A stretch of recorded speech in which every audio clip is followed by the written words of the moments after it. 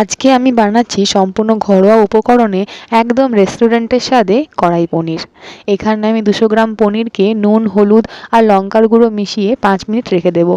আরেকটা পাত্রে টুকরো করা ক্যাপসিকাম, পেঁয়াজ, টমেটো, নুন, হলুদ, লঙ্কার গুঁড়ো, আদা রসুন বাটা দিয়ে ভালো করে মিশিয়ে 5 মিনিট ঢাকা চাপা দিয়ে রেখে দেবো। কড়াইতে তেল গরম করে এবারে একে একে ম্যারিনেট করা পনির আর সবজিগুলো দিয়ে ভালো করে ভেজে তুলে নেব। এখন আমি একটা বাটা মশলা তৈরি করব, যার জন্য আমি এখানে কড়াইতে অল্প তেল দিয়ে একটা গোটা শুকনো লঙ্কা, হাফ ইঞ্চির মতো আদা, 8-10 কোয়া রসুন, একটা গোটা পেঁয়াজ আর একটা টমেটো কুচিয়ে নিয়েছি। এবার এগুলোকে একটু নুন, চিনি, জিরের গুঁড়ো, ধনের গুঁড়ো দিয়ে ভালো করে ভেজে মিক্সিতে একটা মিহি পেস্ট করে নিতে হবে।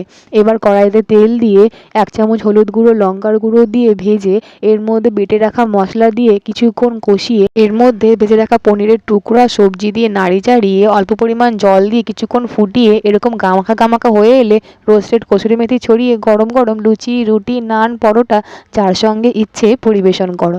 রান্নাটা কেমন লাগলো অবশ্যই কমেন্টে জানিও কিন্তু। যদি ভালো লেগে থাকে তাহলে সাবস্ক্রাইব করে চ্যানেলটির পাশে থেকো।